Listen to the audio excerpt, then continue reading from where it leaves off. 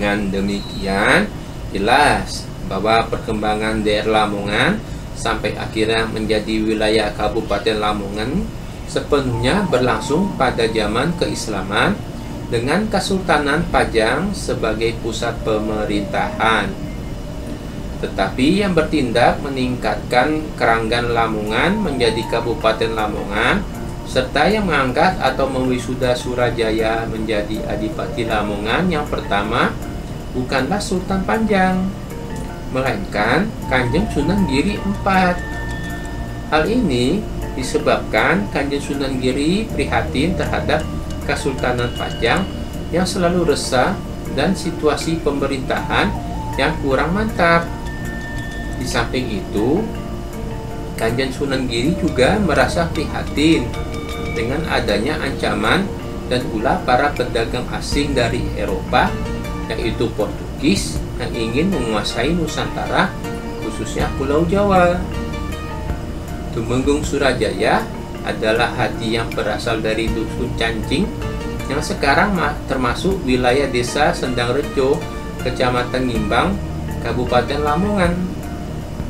Sejak masih muda, Hadi sudah nyubito di Kasunanan Giri dan menjadi seorang santri yang dikasihi oleh Kanjeng Sunan Giri. Karena sifatnya yang baik, pemuda yang terampil, cakap, dan cepat menguasai ajaran agama Islam, serta seluk-beluk pemerintahan. Disebabkan pertimbangan itu, akhirnya Sunan Giri menunjuk Hadi untuk melaksanakan perintah menyebarkan agama Islam dan sekaligus mengatur pemerintahan dan kehidupan rakyat di kawasan yang terletak di sebelah barat Kasunanan Giri yang bernama Kenduruan. Untuk melaksanakan tugas berat tersebut, Sunan Giri memberikan pangkat Rangga kepada Hadi. Ringkasnya sejarah, Rangga Hadi dengan segenap pengikutnya dengan naik perahu melalui Kali Lamong akhirnya dapat menemukan tempat yang bernama Kenduruan itu. Adapun kawasan disebut Kenduruan tersebut sampai sekarang masih ada dan tetap bernama Kenduruan, berstatus kampung di Kelurahan Sidokumpul, wilayah Kecamatan Lamongan. Di daerah baru tersebut, ternyata semua usaha dan rencana Rangga Hadi dapat berjalan dengan mudah dan lancar, terutama di dalam usaha menyebarkan agama Islam, mengatur pemerintahan, dan kehidupan masyarakat. Pesantren untuk mengejar agama Islam peninggalan Rangga Hadi sampai sekarang masih ada. Setelah Indonesia merdeka pada 17 Agustus 1945, daerah Lamongan menjadi garis depan melawan tentara kependudukan Belanda.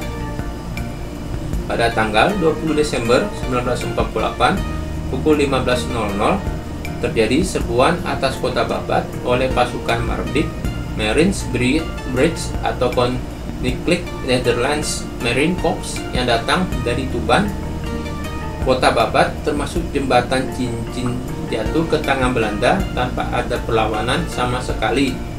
Peristiwa ini dikenal dengan sebutan dosa Komandan Batalion Halik. Mendengar berita penyerbuan tersebut, Komando Batalion Sunariyadi segera menempatkan Kompi Dudulasim di Desa Belo, Peloso Wahyu, dan Desa Made untuk menghadapi Belanda dari Babat. Brigade Marinir Belanda ternyata tidak langsung menyerang kota Lamongan dari kota Babat, melainkan bergerak ke arah selatan dengan tujuan utama adalah kota Kertosono. Di selatan Lamongan, yakni daerah antara Gunung Pegat sampai ke Ngimbang, mereka menghadapi perlawanan sengit tentara Republik. Di jalur ini, tentara Belanda harus berhadapan dengan Kompi Dihar dari Batalion Basuki Rahmat, Batalion Jarod Subiantoro, dan Kompi Jansen Rambe. Tanggal 2 Januari 1949, Kedung Pring mendapat giliran serangan. Selanjutnya, pasukan bergerak ke Modo, Luluk, Ngimbang, Sambeng, dan Mantup. Di Desa Mantup dan Desa Nogojatisari, Kecamatan Sambeng. markas Batalion Jarod, dan dapur umum untuk melayani pasukan dibombardir oleh Belanda, sehingga pasukan Republik mundur ke arah barat. Setelah daerah-daerah tersebut sepenuhnya dikuasai, tentara Belanda dipecah menjadi dua, yakni sebagian lewat Kembang Bahu, kemudian bertemu dengan pasukan induk dari Mantub untuk menyerang Tikung lebih dahulu. Kompi Sunario mengeluarkan satu seksi yang dipimpin oleh Letnan II Untung untuk mengadakan penghadangan di Desa Modo. Pertempuran tidak bisa dielakkan antara tentara Belanda dan pasukan Untung.